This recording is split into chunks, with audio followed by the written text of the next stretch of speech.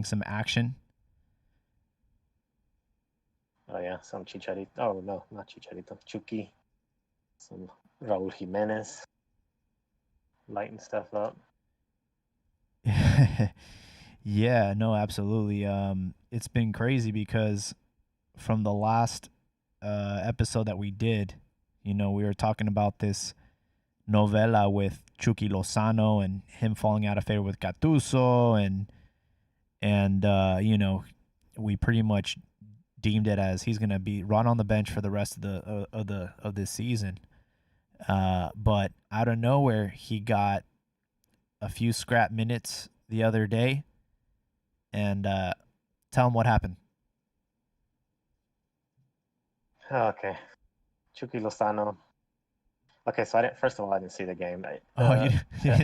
To analyze the whole thing though, from what he can't correct me if I'm wrong. He came in as a sub. Well, I know I'm right. He came in as a sub. I don't know the exact minute. I hear, and you saw the game, that he made some good runs. He presented some dangerous opportunities, and he scored a goal, which was a cross into the far post, and he put both hands on the guy's shoulder, because this is a header, right? And everyone's making fun of like Chucky's really short, and how is he ever going to score headers? Well, he's going to get on some stilts, and he's going to boost himself up into the air.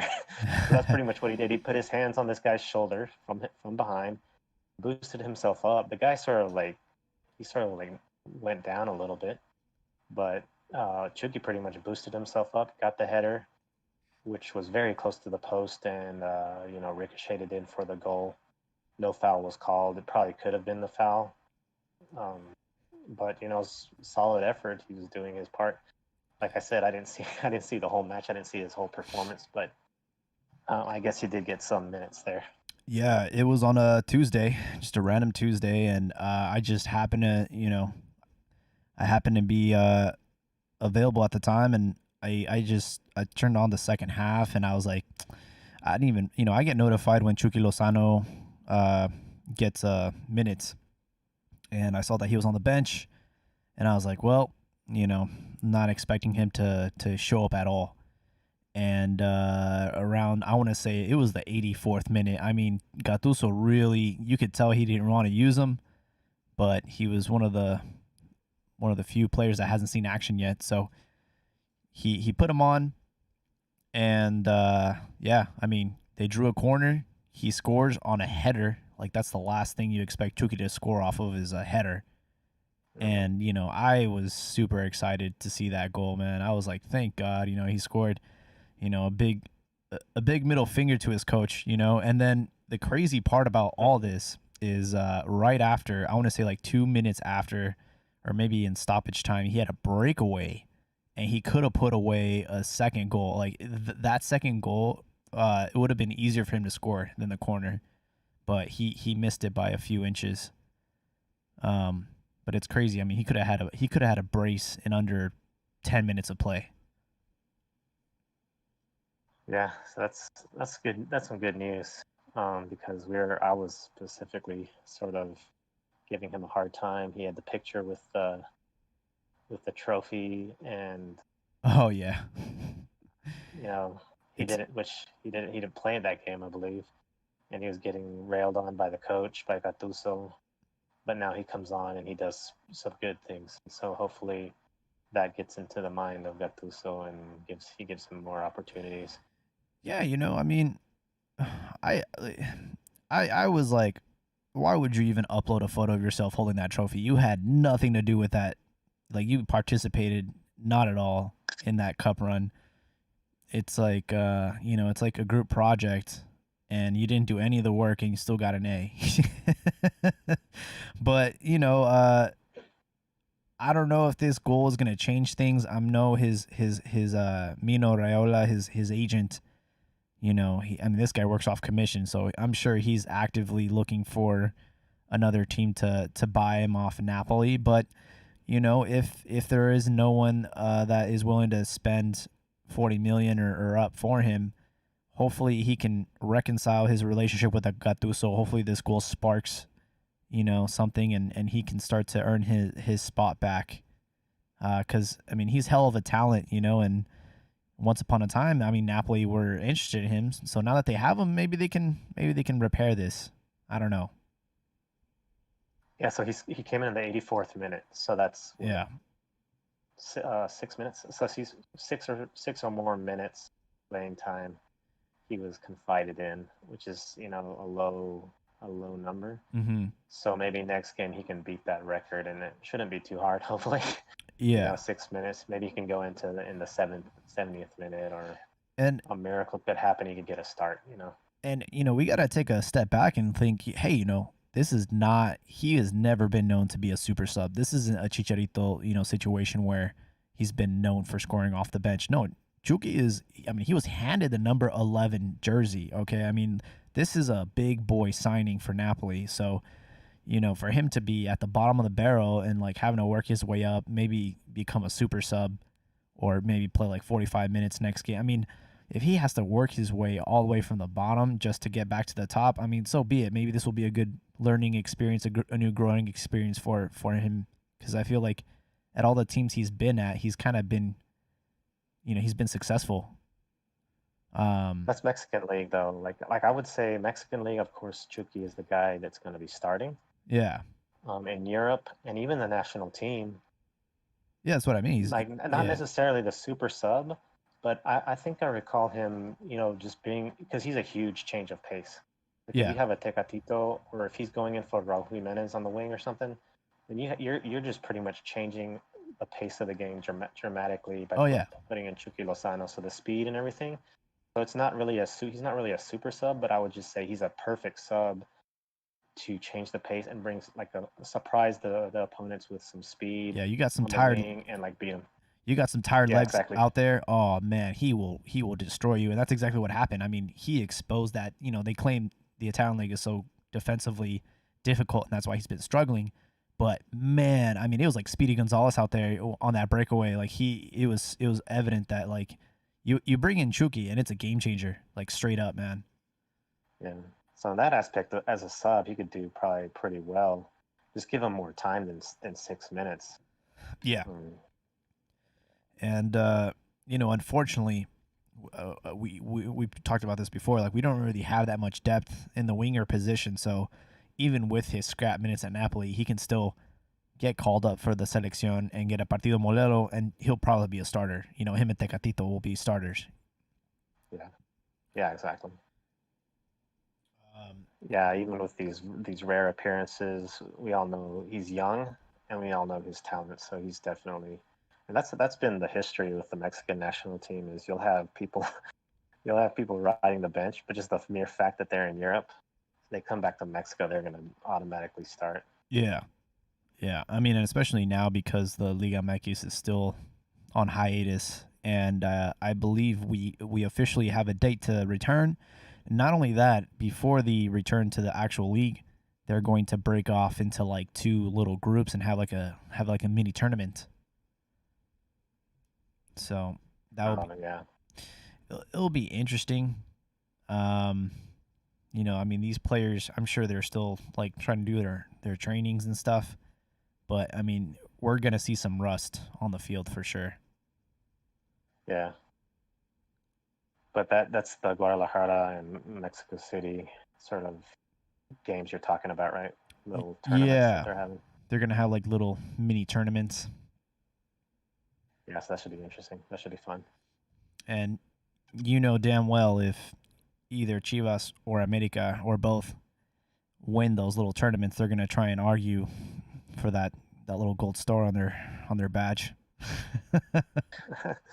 No, it's gonna be some lame stuff, and that's worse than pro day. Yeah, I mean all around. These are just friendlies. Yeah, I mean I'm sure they'll still have like a little trophy or like a little something that they can celebrate, because I think it's like I don't know if it's like a group thing or if it's like a straight up like knockout thing, but they're like little tournaments. Um, Yeah, so that's Chucky, right? You got one other Mexican abroad doing some pretty good things. oh man, I mean, I for me, it was almost a guarantee. I was like, you know what? The second Wolves get back in action, Raul will score. And he scored against West Ham on the weekends. And then he scored again. I want to say the team was Bournemouth. I could be wrong. I got to look it up. But yeah, he. The funny thing about that game is, or at least both those goals, is I was on Twitter and I was like, I think I saw this goal before because it was legit the same exact goal. It was Adama Traore on the wing, cross the ball, Raul heads it in, and then then he did. It was like the same. It was like the exact. It was almost an instant replay. Both goals. Yeah, it was pretty good. That was the crosses, like the cross received a lot of praise, and then the dynamic duo, like the whole the dupla, praise for just the two of them, and I guess their partnership on the team has been pretty interesting. I'm looking at a tweet right now that's quite ridiculous. It has a picture of Jordan and Pippen fist bumping, and then right next to wow. no, that's going over the top. I'm gonna have to reply to this guy. But that's a little exaggerated. Here's the thing. I don't know why our culture does this, but I swear, man, the second you get a little glimpse, a little breath of success, like they start going way over the top. I saw a poll on Twitter today. Would you rank Raul top 5 in the world right now as striker? I'm like, look, he's not even top 5 in his own in the EPL. Let's take it one step at a time here. Well, okay. So it's you're talking top striker in EPL. Not in the. So I'm looking. Yeah. I mean, the poll was like, is he one of the top strikers in the world right now? Yeah. Yeah, but look at the EPL though. He's got 24 goals and 46 appearances. Right now for the league. He's the leader. He's like the league leader in goals in the EPL. One above Sergio Aguero. I'm not sure which stats you're looking at, but this is strictly EPL. I don't know if it's factoring in like FA Cup or League Cup, but Jamie Vardy is number 1 with 19 goals. Aubameyang has 17. Salah has 17. Aguero has 16. Danny Ings has 16. And then Raul Jimenez is tied in 6th place with Mane with 15 goals. Okay, this must be all appearances. Yeah, because it's probably also Picante has another. I guess okay, they're doing the numbers. They're finding the loophole to praise Raul. Yeah. ESPN is showing Raul Jimenez líder de goles with 28, second in assistances with 13 goals. I wonder if they're just like factoring in like the entire season, like including like the all appearances. Yeah. I mean competitions. Yeah. For me, it's like, and I think you commented on this. At least the goal over the weekend. Even the commentators were praising Adamame more than Raul. It's like, yeah, like I understand it. Like assists shouldn't get overlooked, but they rarely, they barely give recognition to Raul, and for me that's a little bit frustrating. Like he's one of the top goal scorers in the EPL, and he's already broken Chicharito's record for most EPL goals in a season. I think Chich, the most he ever scored in a season was like 13. So Raul is well above that, and I mean he's on pace to probably end up with 20 pepinos when this is all said and done. I mean, I can see him scoring 5 more goals between now and I think there's 7 games left in the season. So, I'm very happy for him. This has by far been one of the most craziest like gambles as far as a player, because I mean, again, this is a guy who flopped in Atleti when he went from America. There's a guy that flopped even at Benfica, a worser league, and if it wasn't for his amazing agent, I mean, this is the same agent that Cristiano Ronaldo has. If it wasn't for his amazing agent who has a stake in Wolverhampton, I mean, Raul could have easily came back to America by now, and he could have been, back in Mexico, but he has a great agent, and they took a gamble, and he's had a really beautiful relationship at Wolves, And if they can keep this team together, I'm all for him just staying at Wolves and being like a club legend. But Yeah. if they start to pick apart this team, like if they don't secure a Europa League position this season, I could see Adamame and I can see Raul getting sold. So um, With all the like with all the bad things, like with Memo, with Giovanni and Tottenham, and who else? Chucky with his struggles he's had. It's like scary, man. Like Raul Jimenez is doing good where he's at. So yeah, if he was to change clubs, like there was, some big clubs that were rumors were out a while ago. If he were to change clubs and something were to happen where the coach he fell out of favor with the coach, or the coach changed, or the system changed, or something, and all of a sudden you see Raul on the bench, we would be saying, why did he leave? Why, And so a lot of people are cautious and thinking, okay, we don't want him to leave. He's doing good. He can do really good at this club. Um, and you're sort of hesitant to be more ambitious and say, okay, I want him to go to a big club. I want him to go to like Manchester United or something, and then just light it up there. And we see, and I look at what happened today with I guess the rivals, if you want to call it that. Pulisic scores with Chelsea. I think these are 2 goals in the last 2 games, or mm, 3 or 4 games, and he scored a pretty good. I mean, it was a bad um, defensive move, but he did use his speed, and he scored a pretty good goal. And so he's getting a lot of hype in the U.S. fan base there. So you always see that competitiveness between the Mexican players and the U.S. players, and Pulisic fans saying, "Well, he's at Chelsea and all this," and then yeah, Raul's a smaller club. yeah. I think But the yeah, it's the reason why this has worked out so well for Raul is number one, Wolves had been recently promoted to the Premier League when he joined on a loan. So the expectations were just to stay in the Premier League, and yeah, obviously like they have surpassed those expectations. Like right now they're fighting for a spot in Europe, which is insane. I mean, they don't even rule out the possibility of champions, because don't forget, Man City have had a slap on the wrist. They will not be allowed to participate in the Champions League season, at least next season. It might be 1 or 2 seasons. So even though they are in second place right now, Leicester City would take that spot, Chelsea would take that spot, and Manchester United would take that spot. So Man United and Wolves are tied on points. So there might be a possibility. Like right now, they're the EPL is sort of weird because you have it's been a you have the blowout. top three. Yeah, it's been You a have the blowout. top 3 or 4. The top 3 or 4 are pretty much like they got some good records, and then you go down to Wolves. They've got 12 wins, 13 draws, and 6 losses. So they have a whole ton of draws. Mm-hmm. Not too many losses, but not too many wins either. So Yeah, I mean, this has been the most one-legged race in a while in the Premier League. I mean, Liverpool clinched the league today officially, um, yeah, and like I said, Man City are disqualified for Champions League football.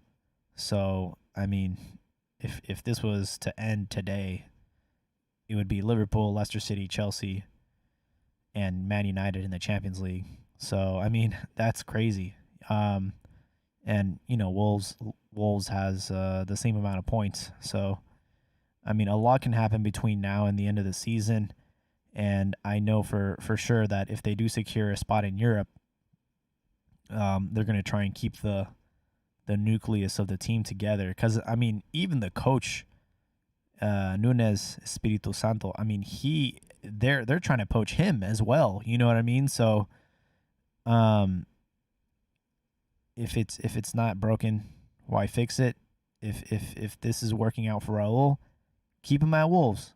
I mean, I would love him to just be a legend here. And they built a statue of him outside the stadium at one point. You know what I mean?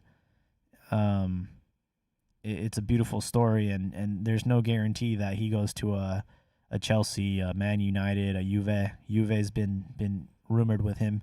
There's no guarantee that he'll be able to recreate that kind of success. Um, and you've seen all kinds of flops before, not just Mexican players, but you've seen Andy Carroll. He was lighting it up at Newcastle, and Liverpool spent so much money on this kid, and he flopped. And it's just that's just what happens. It's a completely different story stepping into a top 3, a top 4 club in England. It's the expectations are so high. It's pretty ridiculous. I think I lost my co-host, but no worries. We're back, or what? What happened, man? Yeah. You ran out of Nextel minutes. I lost your audio. Oh, I couldn't hear you. I thought I was connected, but yeah, I couldn't hear you. I thought I was the only one connected, but I guess you were the only one connected. yeah. No, he All right, I'm back. But yeah, basically what I was saying is like, it's a beautiful thing at Wolves. It's working. Hopefully they don't poach the team or the coach, and he can just continue to create this story at Wolves.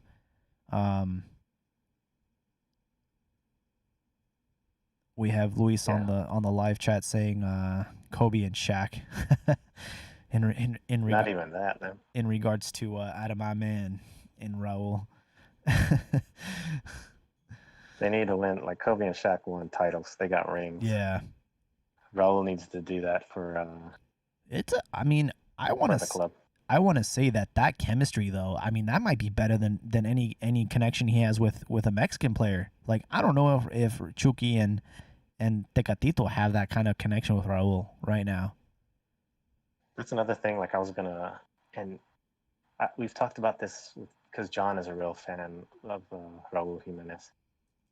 And a long time ago, I was always waiting because Raul would always do good for his clubs, and I was always waiting. Okay, Raul's going to dominate, and when is he going to do well with the national team? Mm-hmm. And it would never come. He would never live up to my expectations on the national team, and I still think he hasn't. So I agree. It's got to be interesting to see in the upcoming games whenever that happens if he'll shine and outperform. When I think of Raul Jimenez and his input for the Mexican team, the only thing that comes to mind is that Chilena he scored. Yeah. And I mean, don't get me wrong, he won a gold medal in London, but I mean that was Oribe Peralta's. He had that team on his back. And he does impressive things, I guess. He has that good footwork for a big guy. He has like that flair. You know what I mean? There's players that have like that flair. Like Hugo Sanchez with his chilenas and stuff. He just has that little bit of flair that some players either aren't brave enough to try or just don't have that kind of instinct. But his aerial game is great, and he's a different kind of striker compared to who's been carrying the national team. Chicharito. That's the thing. Like Chicharito, he's been on top for so long that Raul really didn't have a chance to shine. He was always a substitute, and for some reason we haven't been able to have both of them on the pitch at the same time. I don't know if it's a formation thing or a chemistry thing or something, but they haven't been able to figure out that duo. But right now, there's no excuse. He's our best informed player and striker, and Chicharito's over here selling Herbalife. Herbalife. Herbalife is the multi-level marketing pyramid scheme. But before we get to that, like one last comment on Raul. Like he sort of reminds me, and I might be totally wrong on this, but back in the day, I would watch Aldo de Nigris, and he was like a big guy, sort of like Raul. He could do headers and stuff, and he had like some awesome footwork and ball control for a big dude when he played with Rayados. This was like long ago, and I was like, man, this guy needs to be on the national team. And then he never panned out. He never did anything well. Yeah. Raul, I don't think Raul's on another level, of course. Yeah. But hopefully he does improve for the national team. I guess the big question is his supporting cast for the national team, is it at the level that he has at Wolves? Because I mean, I'm sorry, I hate to say it, but there is no specimen in the Mexican national team that has that kind of build like Adamame Traore. That guy is built like a freaking tank. We don't have a player like that. It's the crossing, man. Like it's the if he can get like so that cross was just like perfect. It Yeah. was over, right over, and it dipped down right over that, precisely over that defender. We don't have like we have people on the national team like Chucky and what's his name? Tecatito. Flaco. What's that Flaco that everyone makes fun of that he can't Oh, cross? we Like have we Gringo have freaking Jurgen Damm. Jurgen Damm, man. I mean, that Gringo guy. Castro back in the day would be made fun of because he doesn't know how to cross. There's so many there's probably someone else too. Oh, there's Mexican players who I did. gotta just on Chivas alone. We had Diego Martinez didn't know how to cross. Venado Medina. I mean Yeah, Jimmy Lozano, he could cross. He could do some good passing and stuff. But there's Carmona. so many. Yeah, Carmona, yeah. But yeah, so if we can get like Tecatito, I guess he could be the man who could do something. Chucky, I guess as well. yeah. But yeah, he needs some good servicing to be able The to the do problem, something. yeah, the problem is, and people don't take this into consideration, is like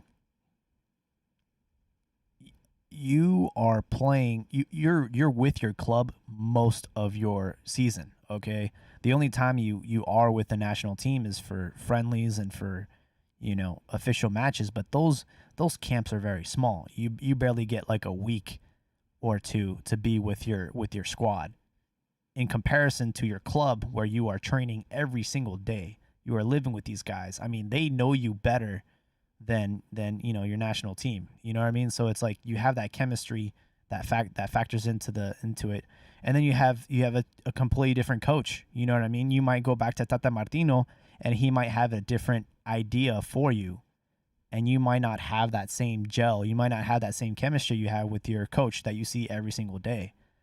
So you got to factor that in. I think like Tecatito and Chucky and Raul need to spend more time together so they can kind of read each other and set up those kind of plays. Because I think Raul is just he's the kind of player that maybe doesn't rely on service as much as Chicharito. He can take the ball deep in the midfield and dribble past a few players, and he can be like the target man. He's more versatile than Hernandez. So I would expect him, like on the national team, to just figure it out, and we'll see. Yeah, that's been like a problem. That whole idea of like the players on the national team not having enough time together. I remember thinking that in after 2000 2002, was it 2002? Yeah, 2002 World Cup, man. I was like, what is going on with this team? and and that's like with every national team. You don't play together very often. You don't have a ton of friendlies, and then all these tournaments. Sometimes you call in different players for different tournaments and uh, different games, and your Yeah, core team is not always together. That's why the whole golden generation was like so promising, where they grew up playing different iterations of national teams and things mm-hmm. like that. But Yeah. I mean, look at a team like Spain. I mean, they owned the world from like I want to say 2008 all the way to like 2012 because they won a Euro uh, together, they won the World Cup, and they won another Euro. But if you look at the core of the team, I mean, it was Barcelona and Real Madrid. You know what I mean? Like those guys yeah, all played together on club and they played in the same league, all of them. So it's like in Mexico, you have half a batch in Europe, but even then, our players are scattered all over Europe, and then you have another half that's like in Mexico. You know what I mean? So it's like a Frankenstein project. It's like yeah, you have one part that has a certain level of expectation, then you have another level or a completely different style and pace of speed in Mexico. You know what I mean? It's just two completely different styles, and sometimes I mean I've seen this happen with like Vela and like other players that were in Europe. They got so frustrated because they would make a run or they would make a they would be in a position where they could score, and like the other guys were just not on that level, and they would fumble the pass or they wouldn't even see the guy wide open, and it was kind of like, man, you guys are on a completely different level. You guys can't even, you know, we have no vibe, no connection whatsoever. yeah.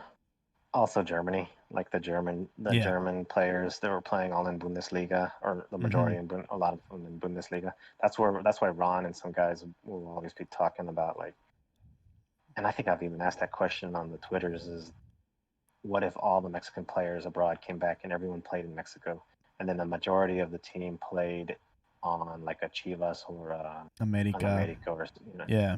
like the core of them, like not the whole team, but like a good group of them, and Yeah. they're familiar with each other. I mean, Would they do better in the World Cup than like all like the current state where there's some people in Europe and they're going for their dreams and well, stuff? we've seen that. We've been lucky to experience like a team entirely playing in Mexico with like, the 1998 World Cup. I mean, if you look at that squad, we might have had like one player in Europe, but everybody was in Mexico. And I mean, we still had the same same results. We always end up in the round of 16 and getting eliminated, So like in 1998, we went up toe to toe with Germany, and at one point we were leading them. So I mean, I do think that you keep us in Mexico, or we do this whole Europe thing. I think like the result is still gonna end up being the same. Where Need some fortune. I think with some fortune, like Costa Rica got the fortune of yeah, having some good matchups.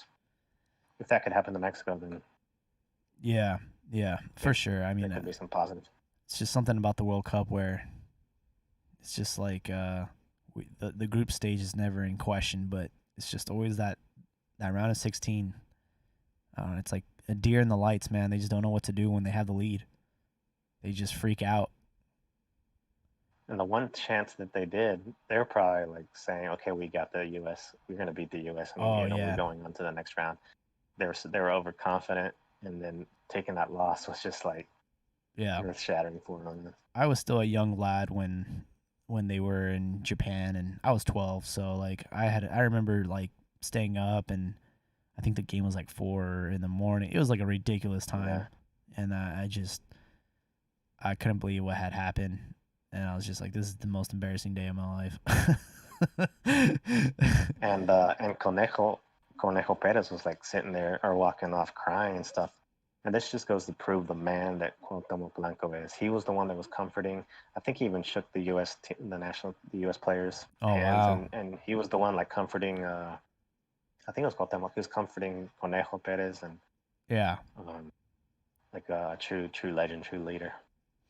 yeah. I mean, in those times, we basically had their number every time we faced the states. So like to lose in the biggest stage to your neighbors, Yeah. it was a tough loss. Yeah, and Cuauhtémoc took it, man. He would admit it. He took it. He would go home later on, or later on he'd go over and slap Faitelson upside the head in Veracruz. Then he would run and become a politician and be Oh elected and do man. great things in Mexico City. And he would never ever be part of some pyramid scheme. Oh Jesus. Oh He would never God. take part of that That's stuff. a very good segue into our next topic, which is Javier Hernandez getting involved in a pyramid scheme. What is up, Herbalife? He went from OmniLife to Herbalife. Yeah, straight up, man. I mean, he's he's got a he's got a life coach that is guiding him on this journey, and his life coach Yeah, the whole is telling him to start slinging Herbalife. Yeah, so he signs a multi-year sports nutrition sponsorship. Well, he's at LA Galaxy. Herbalife is part of the deal, so they're looking for the bucks, man. They're looking for So they're an official sponsor of the LA Galaxy, right? Because I remember their logo yeah, on the jersey. Okay, so it was only natural for them to find a poster boy. yeah. And And I remember we were making fun of Giovanni. I think he was in front of a Head and Shoulders thing. He was doing like a media event for Head and Shoulders. We were like laughing at him and stuff. I, Sort of the same thing. I think Gio was also doing commercials for Denny's at one point. Yeah, yeah, that was like some funny stuff. He was sitting down eating a burger or something. um, yeah, it's just one of those things where his wife is a model, but she's pregnant again, so she's out of work for a while. So this guy's She don't. gotta take all the sponsorships that come at him or money that comes at him. Um, And yeah. that's something that like in Mexico people would complain about because I think they would like for national team call-ups, they would set up a time, if not like a whole day, Oh, for for just Memo Ochoa, yeah. for commercials. Like you come, Mm-hmm. we're recording this. You got to do this as part of your obligations on the national team. We need to take your picture. We need to do a video, and all these all these things. And it'd be like people would complain about it. Like we don't need these distractions and stuff. These players don't need to be like used and abused just for your commercial and to Yeah, gain you're more pesos and stuff. you're taking the short amount of time that they do have together, and you're making them be little puppets for all these endorsements and sponsors that you guys signed up for. And it's just like, yo, are they even getting a cut of that? I don't even know, man. Mm-hmm. They see the dollars, man. Herbalife is looking at the dollars. They're Because looking at all these LA Latinos and Mexican Americans, and they're looking at, okay, I'm gonna take your dollar with Chicharito's help. dude, I have told you guys in the chat, I legit have lost family members to that shit. Because like they started slinging that, and we would have Christmas or Thanksgiving, one of those fat parties, and it was like a ticking time bomb. It's like, oh, how long will it take for this guy to start preaching about Herbalife and stuff? And then we just stop inviting him to the parties, man. We're like, yo, get that shit out of our face, man. No, you see, you have two people underneath you, and then they have two people underneath them, dude. Oh God, and then it's you just get some bang with some Amway. it's so funny because like these every now and then it's like a cycle. They go away and then a new one comes. It's like a weed. It's like you put it away, but then they just keep coming back, and it's like, and they come in different forms. There was like that. There was like one that was trending on Instagram. Oh, give me $100 and then you'll get 800 back, and this is how it works. And I'm just like, yo, you guys are all idiots. Yeah. We need to have our players telling us to wear masks and to stay inside, man. We don't need people telling us to have Herbalife. Yeah, and they'll be getting infected and stuff and Yeah. delaying the league. I actually saw a commercial on TV today, and it was Canelo Alvarez, and he said, "Wear a mask and stay inside." I'm like, "Yo, dude, that is so simple but so powerful," because we respond to that, and I'm disappointed that during this time we haven't really seen the national team endorse any kind of this shit. Instead, they're giving us polls on what's the best agua fresca and what's the best freaking entree. Like, are you guys serious right now? Mhm. The official Twitter handle for the Mexican national team in English is just terrible. Absolutely terrible. Hey man, I got a like from him on one of my on one of my. But yeah, man, you got nothing to do. You're gonna do like brackets of foods and like mole poblano and all this Oh stuff. my That's god, it's just that's crazy. And then it's just like, man, what? You're just sitting there twiddling your thumbs, and you're like, they don't post too often, but like when they do, they come up with these types of things. Before it was like tacos and. they said time to decide which Mexican dish will advance to the quarterfinals. Enchiladas, tostadas, tamales, pozole, gorditas, carnitas. I'm like, yo, like, you know what it is? It's like they got this marketing guy that they hired, and they're like, well, what are we paying you for? And then he's going on Twitter just trying to throw shit and see if it sticks.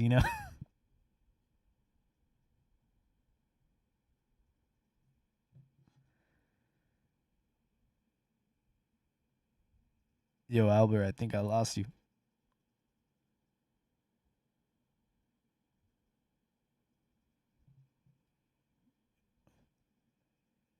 Oh, let me see if I can get Cheeky's back. Yo. Yeah, man, I can't hear you, buddy.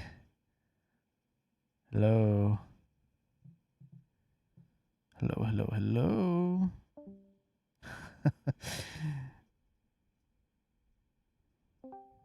Hello?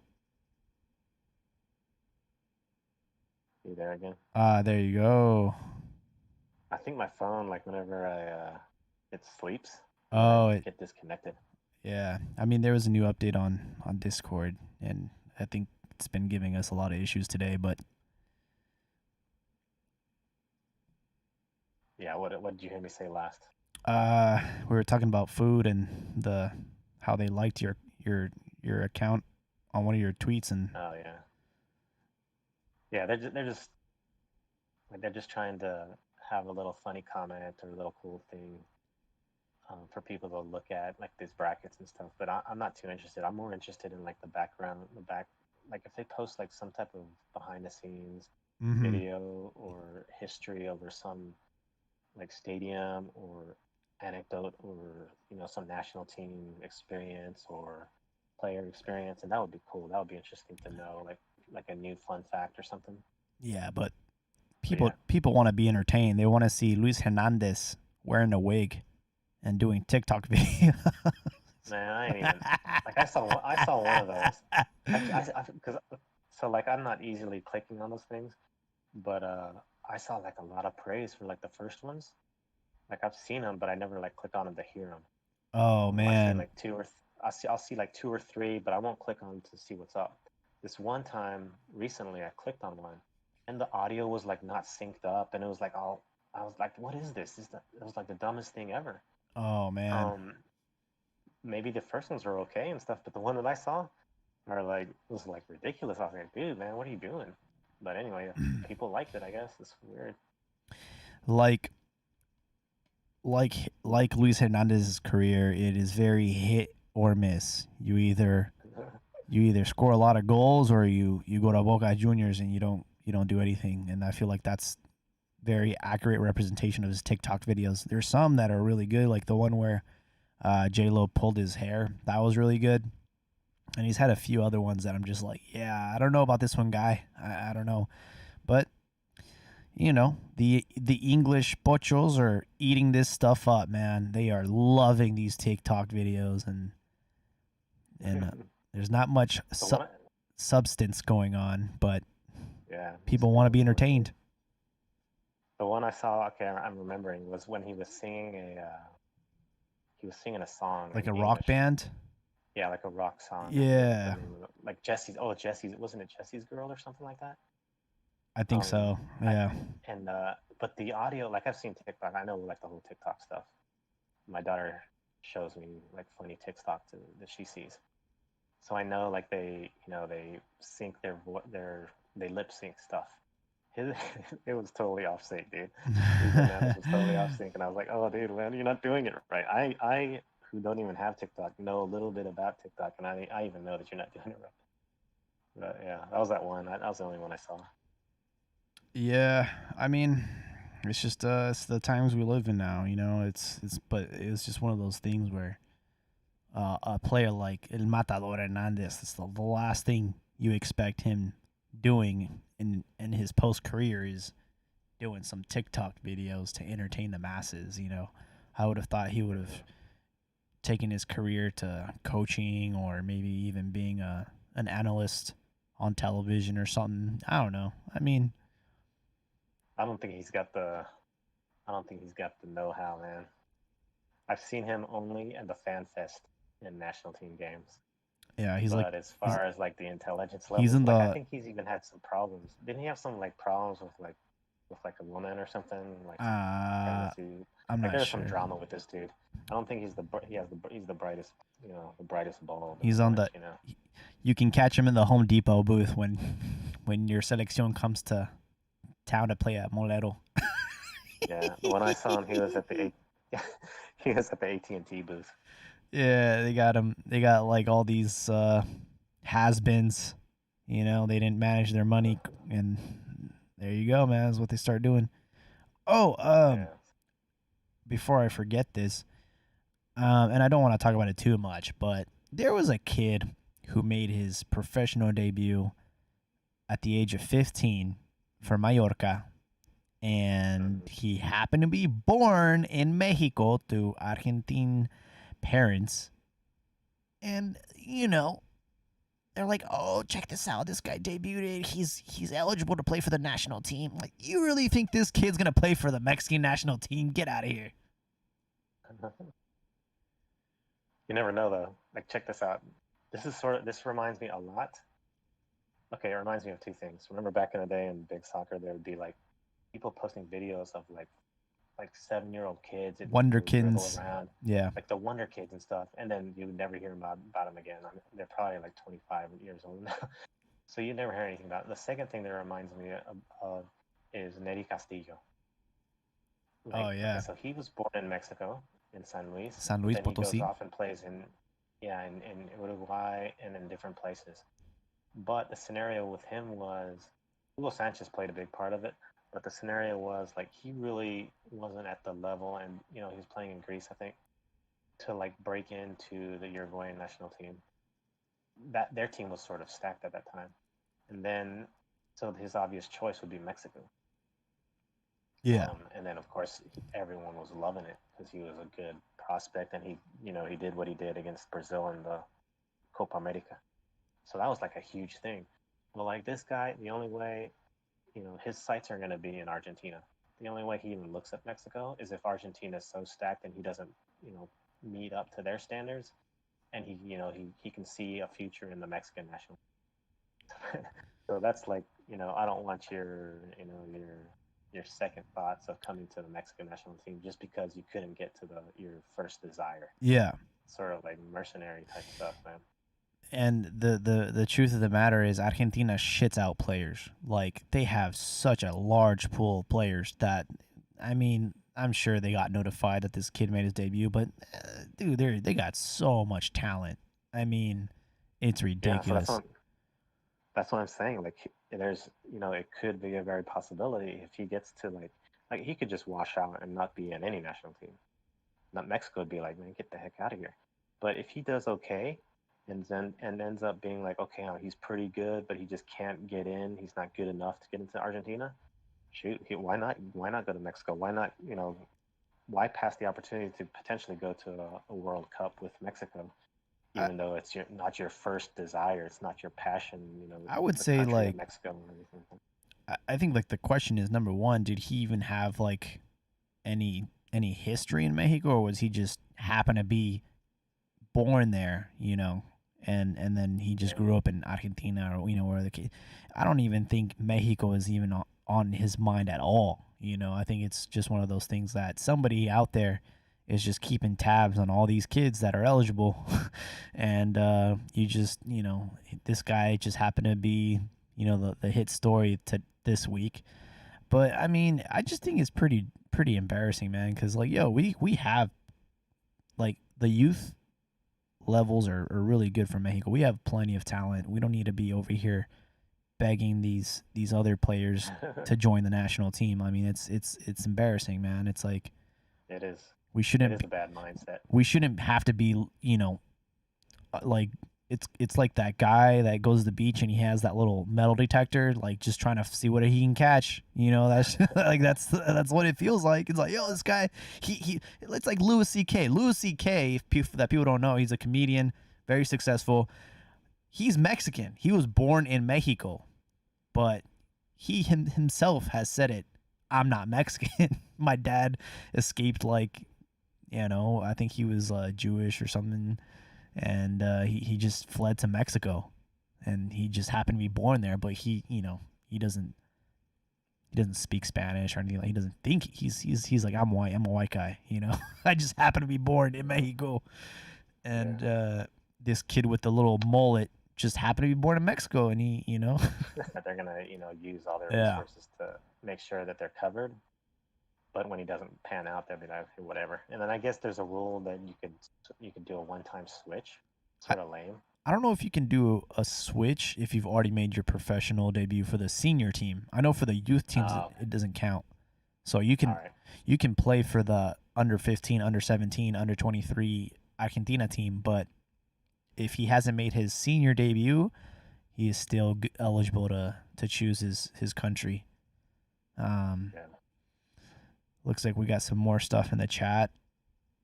Someone. Oh, looks like FIFA gave a warning to Liga MX about removing relegation and multi-ownership. Interesting. Liga MX gets warned all the time about a bunch of stuff. Yeah. And they drag their feet. They drag their feet on them. They'll even get fined, man. Well, we know the chant and stuff like that. But... And I'm sure that a country that is going to be co-hosting the 2026 World Cup, you know damn right FIFA's not going to be like, all right, we're going to enforce. No, there's no way. There's too much money on the line. I mean, and we talked about the puto chant and how FIFA was going to take that serious and they were going to, start banning us or start, fining us for using that chant. And that chant still lives on. You cannot control that. You can try to minimize it as much as you can, but those are your fans and they're going to be ignorant and drunk at the games and they're going to do whatever they want to do. I mean, you look at the Italian league and how racist that is and how they've had countless amount of racism in these games where the referee literally had to grab the ball and end the game because of racist chants. You know what I mean? The only way you can stop that is to not have fans at the game. Yeah, I'm looking at some of the quotes on this. FIFA's pretty much telling them that they should in the future reinstate relegation promotion. I'm sure the Mexican league is not the only league in the world right now that doesn't have relegation. I mean, you look at the MLS, you look at some of the smaller countries like Costa Rica and all. Do you really think they have a second division? Probably not. Yeah. I mean, and Bonilla's all like, okay, FIFA suggests a system but doesn't impose it. So if you establish a project, that FIFA will understand, it has to understand and shouldn't oppose it. So I think they're sort of like, they're going to not necessarily push back, but they're going to give reason and say, hey, we're doing this because it's our project and it's what we want to do and all this stuff. And then I don't think FIFA is too, they're going to come in too bullheaded and try to enforce strongly certain things. Yeah. So we'll have to see. I've rarely seen the time where FIFA has stepped in and fixed something. Like I remember when Alan Pulido left Tigres to Olympiacos and Tigres claimed that he still had a contract with Pulido and he was not a free agent when he joined Olympiacos. And it was like a shit show and in the end nothing got resolved. And nothing happened. I'm like, oh, okay. They made a big deal about nothing. Yeah, FIFA's not all powerful type of imposing force, sort of weak, I guess, in there. Chivas had an announcement the other day. They had a live press conference, and I was almost 100% sure that they were announcing Macias being sold. But in the end, it was actually the Chivas Femenil. Ruby was sold to Villarreal. So, how dare you, dude? Was that you that asked the question about Macias during that press conference? Was that you? What do you mean? Was that you on the Skype call that asked Amaury the question? Oh no, no! I got notified that there was going to be a live, in like a en vivo conferencia, and I was like, and they didn't say really much about it, and the way they were like building this thing up, I'm like, yo, I haven't seen this kind of thing since Chicharito went to Man United. I was like, it's happening, man, it's happening. He's going to Dortmund or something. And then the second they start, I saw Rui Soto. I'm like, I turned off that stream, bro. I'm like, I don't care, man. I don't care, dude. How dare you, dude? You're just like, okay. There's some drama around this. You know that, right? What do you mean? Did you know? Jesus Hernandez, the reporter. Oh, for La Afición. Did you hear about this? oh, Or did you see dude, it? this is all news to me. Let's go. Let's break this out. Okay, so during that press conference, people were on, I guess it was a Zoom call, right? And people were on, uh, uh, reporters were on the call, and they were given the opportunity to ask some questions.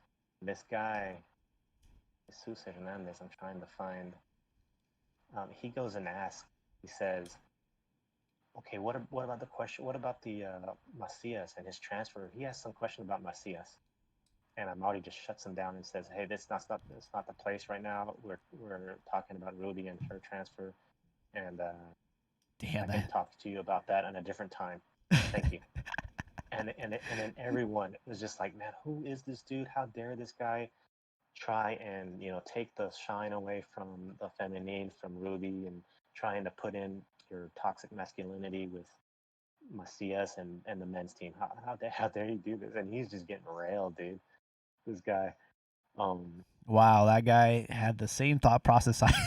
I mean, dude. I mean, I haven't really kept up with femenil, and I don't know, man. It's just I know that they're good, but you know something is bad when the best, I want to say like the best player in Mexico decides to put her career on pause to join a television show on Telemundo. Okay? Like that's when you know number 1, it's not being taken serious. Number 2, she's probably not getting paid that much. So she'd rather be a reality TV star and get her, her 5 minutes, 15 minutes of fame cuz she can do that. And Norma, she has an insane following on social media. I mean, she's got like 2 million followers on Instagram, man. It's ridiculous. yeah. So it's like, how can you take a league serious when their own players and not just any player, but one of the best strikers doesn't take it serious? You know what I mean? It's like it's just not a very organized league, and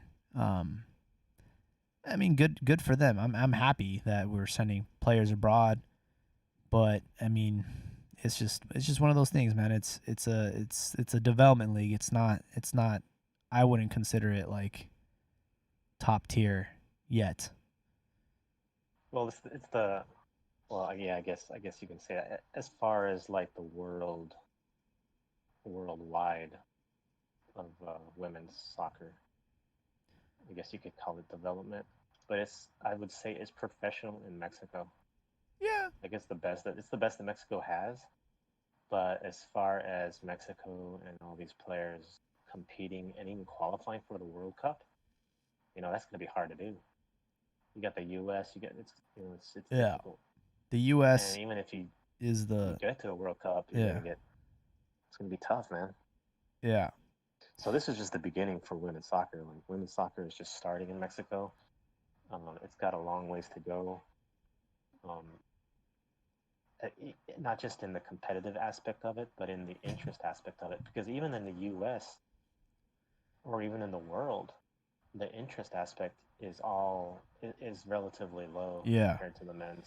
It it's one of those So things. It's like you take literally the most successful national team for women. You look at the U.S. team, and you look at like mhm. their top players like Rapinoe, Alex Morgan, and all these stars.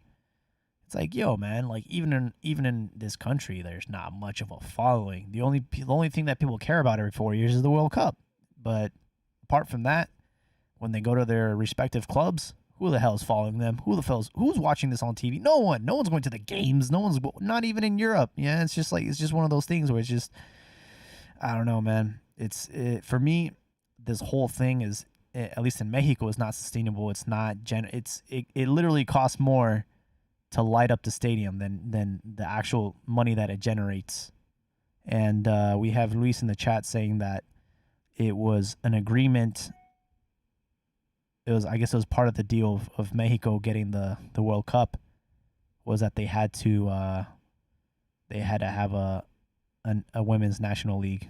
So that makes sense. Yeah, yeah. Like when she said, about the cost of keeping the lights on in the stadium. There was a good article by Eugene Rapinski. He covers like Santos and stuff, and he's really all into Santos and also all into the football feminine. And he posted an article, and I have no idea why. On I think it was foot. What was that? What's the foot? The state of mind, something like that. He posted an article there about the costs, and it was quoting from one of the Santos, sort of female, one of the employees over there. I forget what her title is, and she pretty much stated like the cost of lighting, and there are exact numbers. This is how much it costs to light the stadium. This is how much we sell in tickets, and it was not like I don't see how they made money, and it's an investment. It's not like if you're gonna do a business, you want your business to earn profits, right? Yeah. I'm sure like you might have to invest and not make a profit for several weeks, months. I don't know about years, but can you survive that? I mean, if you have a ton of money and you want to force this project to go through, would you be willing to, be in the red for a year? Because in the future you might be back in the black. Is that worth it? But that was a good article. He took it down, man. Luckily, I saved it though. Yeah, it's no longer there. He took it down, but I saved it though, so I have all the data. I don't know if the person he interviewed to get all this information. Someone got canned. Someone got in trouble. She retracted. Yeah, she retracted because it sounded a little bit negative. It was like the facts and stuff were there, Yeah. and it was like this is not a good business practice. The article was stating like this is not sustainable for for the immediate. Hopefully, in the long run, it works out. Yeah. Yeah, it was not very. I mean, if I'm not mistaken, I think the team that won the league is still waiting on their iPads, or they got compensated in iPads. Something had to do with iPads. Yeah. Like instead of getting a bonus, they got iPads, or they were, it's just like, yo, man, it's really bad. Yeah, I mean, I like to see them, do their thing, and it's good that they're playing and trying their best. Yeah. It's just like when I watch sports, I want to see the top level. I want to see the top physical capabilities of doing things, and that's why, like, okay, say under 15 tournament is going on, and then the senior team is playing. Like, what am I going to watch? I'm going to watch the senior team. I'm not going to watch the under 15s because I want to see the highest level of play. Yeah, I've addressed this before on the podcast, and my proposal is like, if you really want this to take off, and if you're really serious about trying to spread awareness and get fans engaged to the women's feminine league, this is what you got to do, and this is what we did in high school. You let them play first before the main event, and then you already got the fans in the stadium. You don't have to worry about the electric bill. You already got everyone going in there for the main event. Why not put the undercard on? Why not get these fans something to watch 2 hours before the main event? Like just have them play before, and then that's how you're gonna get exposure to the league. That's how you're gonna get engagement. And you got people that are watching on television. They're already watching the pre-game show. They're already excited. They already know that there's going to be a main event. So why not put them on before? Give them a little spotlight. That's the way I would do it, in my opinion. That's a smart idea, man. Yeah, that is a very good idea. You have all the resources there. You have all the staff there. You have all the stadium staff there. Yeah, man. Who would want to go to, like, even for that's like a big thing for the Gold Cup games, is when there's two teams playing, or no, two matches up back to back. So yeah, like go to a Chivas match, go to a Chivas Femenine, and then afterwards go to the Chivas game. Yeah. Luis makes a comment. Or that's sort of like the forever undercard, like when you're watching boxing. the undercard. Luis calls it rolling a rock up a cliff. sort of messed up. But yeah, man, like the undercard. You have your undercard fighters.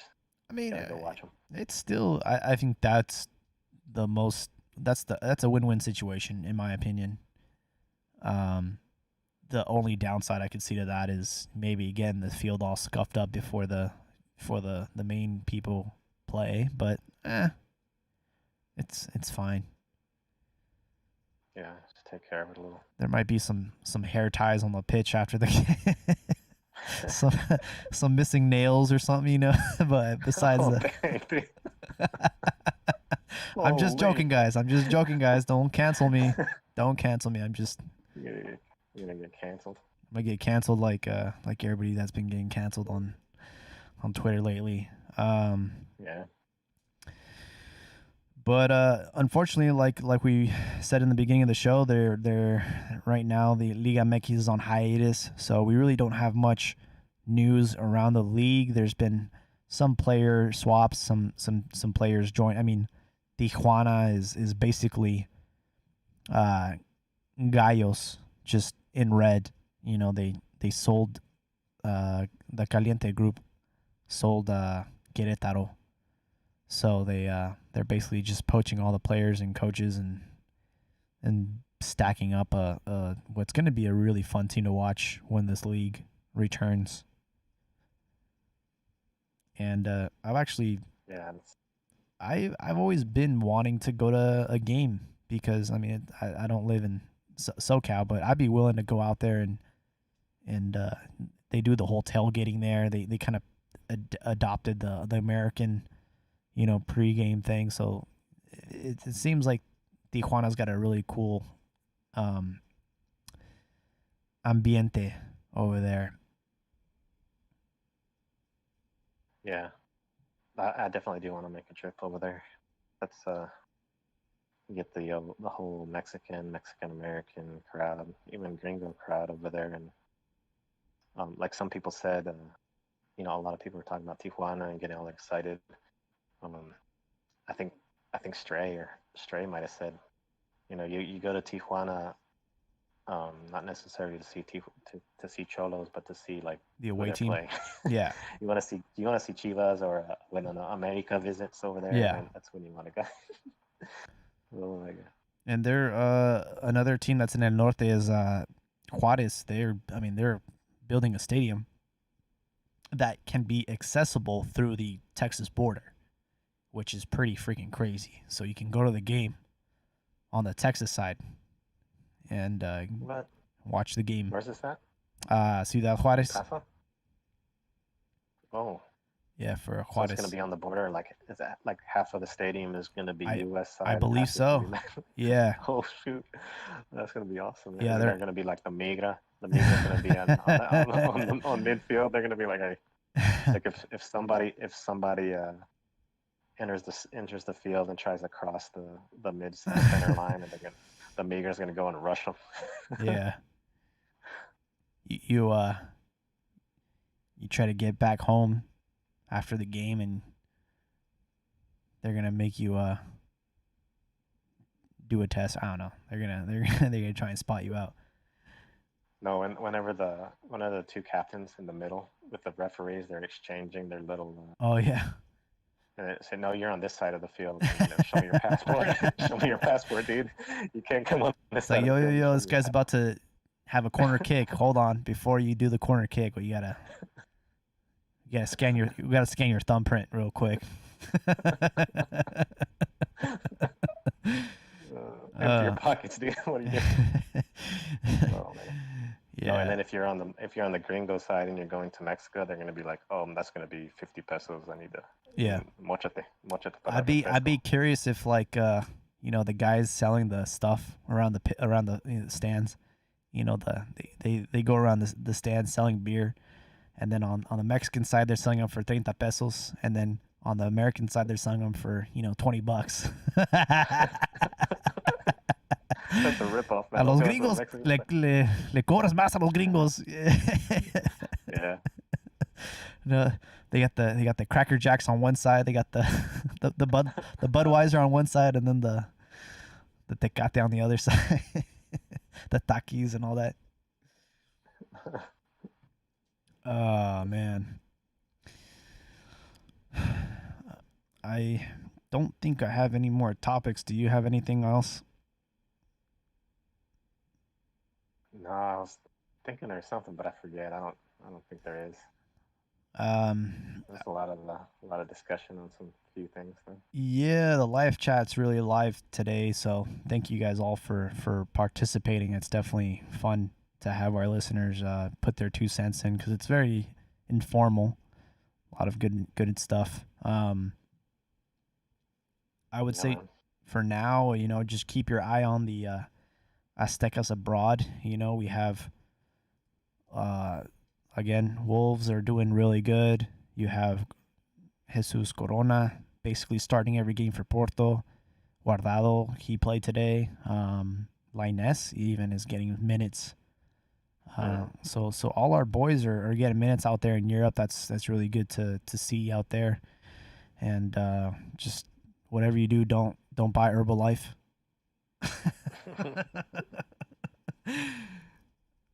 Yeah, you don't need that. Get your supplements elsewhere. Yeah. Go all natural. So yeah, guys, we're gonna wrap this up. Stay tuned on our Twitter.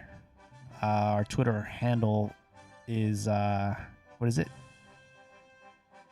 Cantina MX _pod. Yeah, definitely give us a follow. If you like this video, give it a thumbs up. And if you have any topics you want to discuss that we haven't addressed, just add us on the Twitter handle and we'll tune it in for the next episode. I want to thank everybody for listening, for all everyone out there, and Chiquis, thank you for being on the podcast tonight. Yeah, man, thank you. All right, everybody, take care. Make sure to wear a mask out there and be safe.